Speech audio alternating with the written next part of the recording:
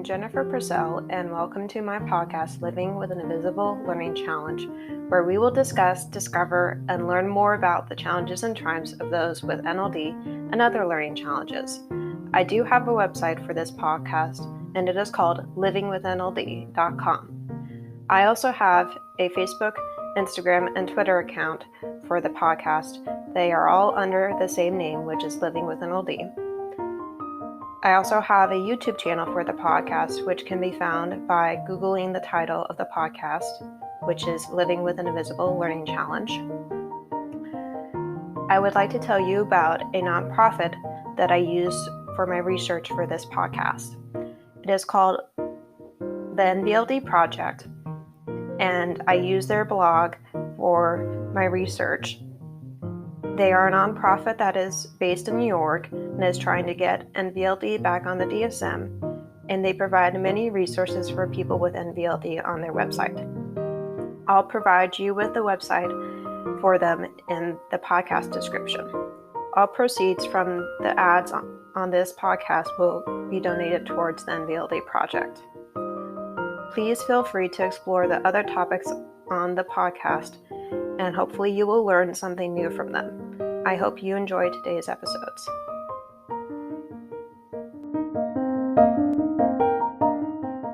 I also want to mention to you that I just launched my podcast swag on Wednesday of this week and have a page for it on my website, and I will also send you the link to it in the podcast description, and I will also send it to you in the newsletter that I usually send out on Fridays. I am now selling t-shirts, water bottles, and a backpack, and they all have the podcast logo and title on it and the tagline. So I am looking forward to watching the sales and seeing who buys them, and spreading the word more about my podcast. Good morning, and I hope you are enjoying the new podcasts that I created, which, again, if you haven't heard of them, one of them is called Shiro, Be Your Own Hero, and that one was about heroism and inspiring yourself to be your own hero in your life instead of trying to look for others to be your hero or mentors. And then the second one is called Think Out for Your Imagination, and that one is about the imagination I had when I was growing up and how I imagined that I could fold up my house into pocket size and take it with me wherever I wanted. And then the next one is Chats, Barks, and Growls, Combos with Your Pet.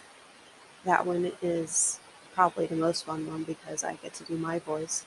And I get to do Truffle's voice. And just, tell you what I think dogs think throughout the day and what they think about their owners. So that one's fun for me. And today I am very excited to announce that BetterHelp is now sponsoring this podcast. I have had 7 years of therapy, so I know it can help change your life if you not only let it, but work on the personal goals that you set with your therapist. Without a healthy mind, being truly happy and at peace is hard. The good news is therapy works. But what is therapy exactly? It's whatever you want it to be. Maybe you're not feeling motivated right now and would like some tools to help. Or maybe you're feeling insecure in relationships at work, not dealing well with stress. Whatever you need, it's time to stop being ashamed of normal human struggles and start feeling better because you deserve to be happy. And now you don't have to worry about finding an in-person therapist near you to help. BetterHelp is customized online therapy that offers video, phone, and even live chat sessions with your therapist, so you don't have to see anyone on camera if you don't want to. It's more affordable than in-person therapy, and you can start communicating with your therapist in under 48 hours. Join the millions of people who are seeing what online therapy is really about. It's always a good time to invest in yourself because you are the greatest asset. And special offering to listeners of Living with an Invisible Learning Challenge. You can get 10% off your first month of professional therapy at betterhelp.com slash, I'll put in the link in the podcast description for you. That's BetterHelp, HELEP. Thanks again to BetterHelp for sponsoring this podcast. Hello, so today's podcast will be about NLD and feeling empty or lonely. Do you ever feel lonely or empty inside because you must keep trying so hard to appear normal in society due to learning challenges in your life? I have recently felt this way because all of my friends are already in relationships with significant others and are married now. I am happy for my friends that this is true for them, but they have had an easier time with relationships than I have because they are neurotypical. I have had and continue to be careful when I interact with others about how my voice sounds, what I say, my body language, and my facial expressions. Here are some articles about NLD and loneliness and how it affects adults with NLD and their parents. First article is from the NLD Project and is titled Scripted Social Interactions by Nora, who is an inspiring writer with NLD. Quote, one time I was talking in therapy about how whenever I feel lonely, I imagine talking to someone and the conversation going perfectly. I have an idealized version of how the relationships in my mind of every kind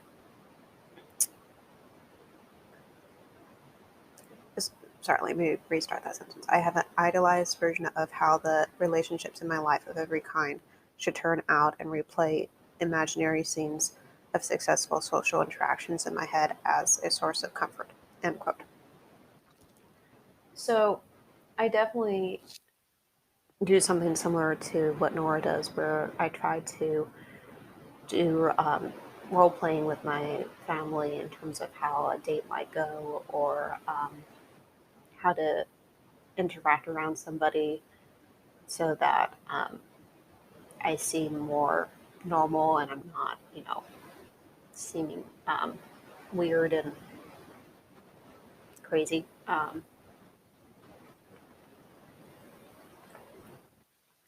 Which I'm not weird or crazy, but at least not in the bad way.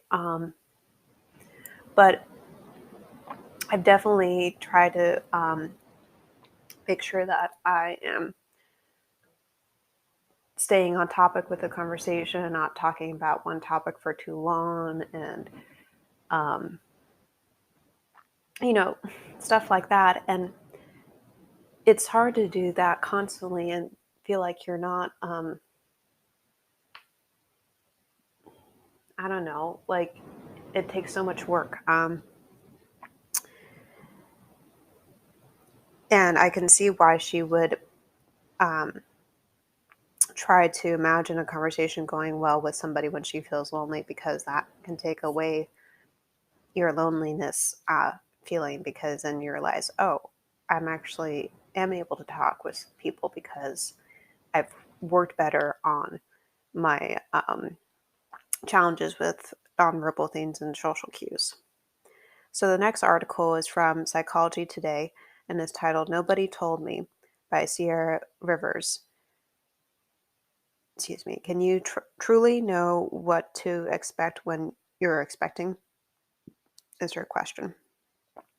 Quote, I never imagined sitting on the sidelines at a soccer game separate from the other parents because, in quotes, my kid didn't follow the rules. I never imagined every person in my life telling me I was a bad parent when Indigo had his tantrums.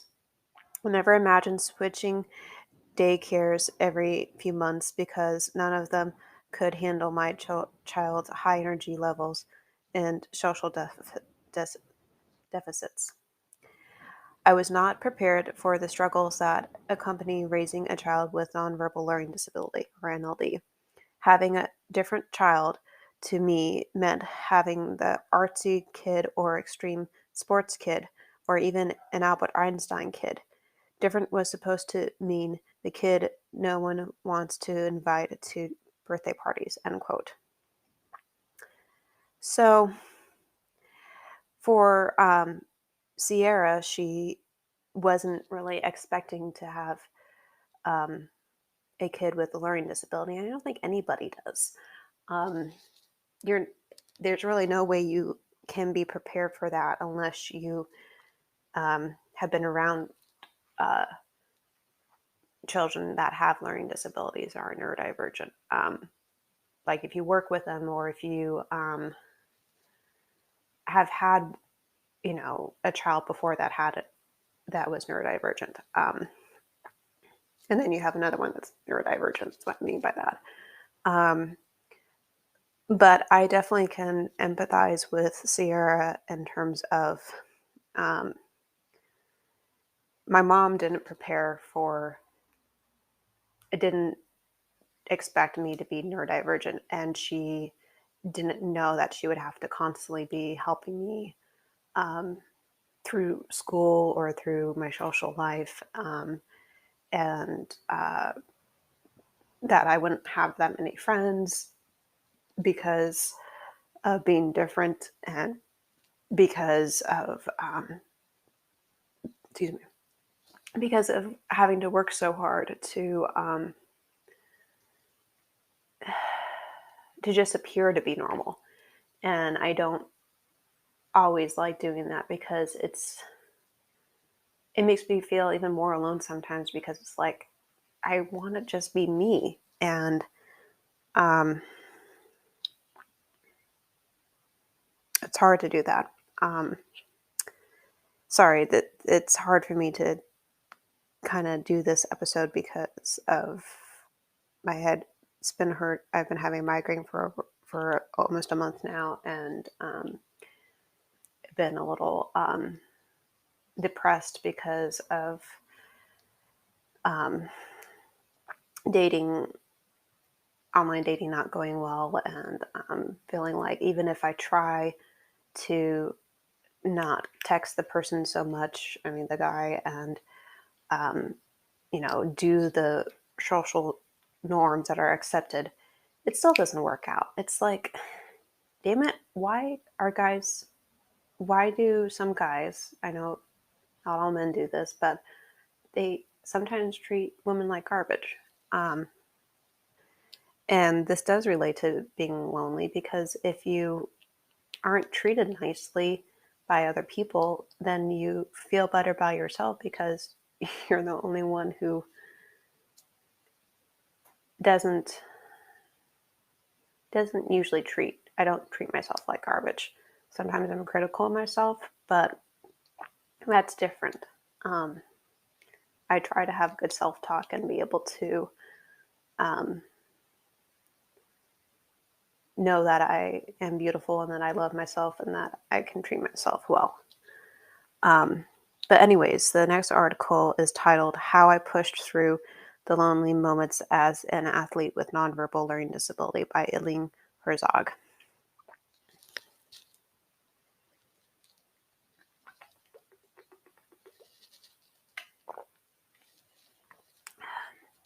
Quote, through this experience, I turned the loneliness into positives, and I learned the great thing about running is all about doing your best. My mom, who was an avid runner, and my coach, Jim Adams, said that to me often, although I never believed it until I received the Sportsmanship Award for the second time. I always believed they were just being nice to help me cope with frustrations. Today, I continue to realize my mom and Jim were right.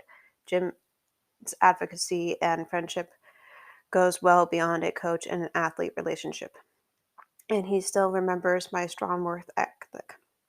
You may have heard that students with NVLD or other social disability have no connections. However, for me, I am so gratified the lonely periods led me to a remarkable ending. Overall, as you go through your own challenges and become unsure if you should stay with the hassles of being an athlete with a disability, always remember there's a light at the end of the tunnel. The difficulties may seem impossible, but with courage and bravery, you can experience something special.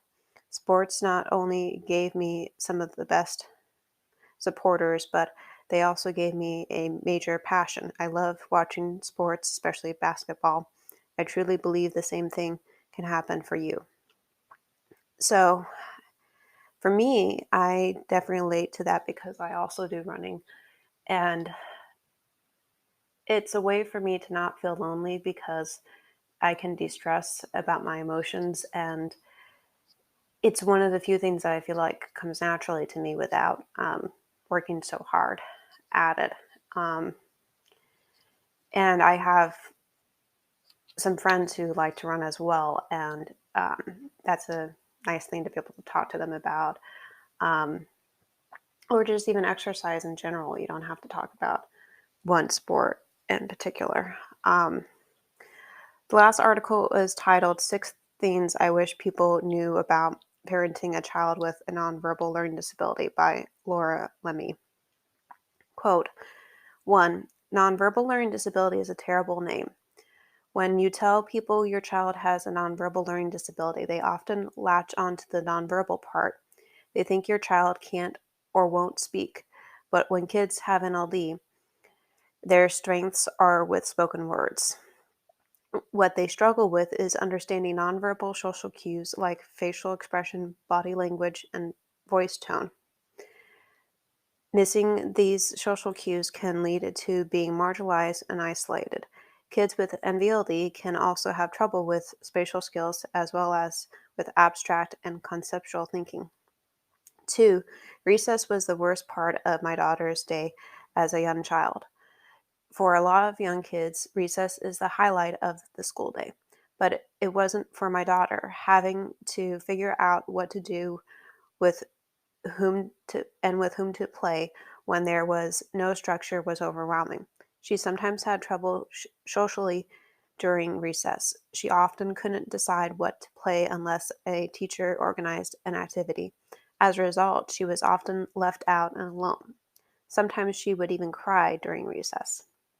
Number 3, there was no, in quotes, right school for my daughter. My daughter was bright and curious. She loved to learn, but she needed help with social skills and executive functioning skills.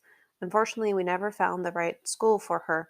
She didn't fit in a mainstream school or at a specialized school for learning differences. She fit in nowhere. In the end, we kept my daughter in a mainstream school. She shined academically, but socially she had a very difficult time. Number 4, there was a reason for my daughter's poor table manners. Though she tried her best, my daughter had trouble holding a fork and a knife properly because of her NLD.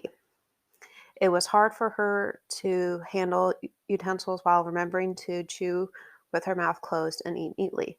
This made socializing during meals even harder. Number 5, she was often late because she had no sense of direction. Kids with NLD can have a very poor sense of direction. Even though we live in New York City, where the streets are set up as grids with numbers, my daughter constantly got lost. Sometimes it was very scary because she couldn't sense which direction cars were coming from. Over time, I've taught her to learn to look both ways before crossing the street. And now that she's older, she also is able to find her way with the help of navigation apps on her smartphone, but I still worry about her safety. Number 6, having a child with NVLD made parenting lonely, but it doesn't have to be that way. My daughter's childhood was lonely for both her and me. She was socially isolated, and so were we. Although she ended up becoming an excellent student, she never really had the close friends she so very much wanted. Yes, NBLD can be lonely, but it shouldn't have to be. Seeing my daughter's challenges, I realized that everyone needs a community. The understood community is a great place to connect with other parents of kids with NBLD. And just like every parent needs a community, every child with NBLD needs a voice too. A few years ago, I helped found the NBLD project to help raise awareness about NBLD. Kids with NBLD needed to be heard, and we all needed to listen, end quote. So I definitely can relate to Laura, who was talking about her daughter there, and she is the founder of the NBLD project, and I remember reading about her and how she realized that her daughter had NBLD because her daughter was showing signs of it early on as a baby growing up, and how she would talk and walk. And I think reading was part of that as well. And for me, those are definitely, I think, the 6 things that my mom has also experienced, because even though I didn't go to public school, I think I would have been pretty lonely because of how it was for me in Girl Scouts, with not having very many friends and having the cliques make fun of me, and realizing, like, why do I even want to have friends if they're going to make fun of me? And I only have 2 very close friends today. And for me, that's all I really need. I mean, yes, I wish I had more friends, but if they weren't close like family, I don't think it would mean that much to me. So I hope that you were able to get some insights out of this episode, and that you can remember even neurodivergence. And I know neurotypicals feel lonely too, but I think for neurodivergent, it's a different kind of loneliness, because they're trying to work really hard to seem like neurotypical and to seem normal. And that can get very tiring and can make them feel even more lonely because of feeling isolated because of having NLD or autism or Asperger's or ADHD, because unless you have a friend who is neurodivergent and can empathize with you, it's very hard for anybody to know exactly what you live through and go with, unless they do a lot of research, and then they can try to imagine what it's like. But you never will know exactly what it's like, because you're neurotypical. You're not neurodivergent. Yeah. Thank you for listening.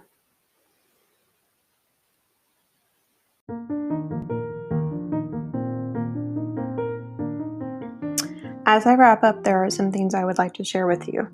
I do have a website for this podcast. It is called livingwithnld.com. I also have a Facebook and Instagram page for this podcast. It is called Living with NLD. I will include the links for those in the description. In conclusion, I would like to hear from my audience. If you know individuals with NLD that I could interview for this podcast, please email me at livingwithnld@gmail.com. What are you interested in learning about NLD? I know I'm not an expert, but I do know I have the living experience of having it.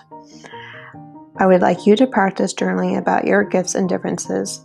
Also, see if there is a way that you can make that difference become easier for you to do than it originally was. Thank you for listening today, and please go to my YouTube channel and subscribe to it. Thank you. Bye.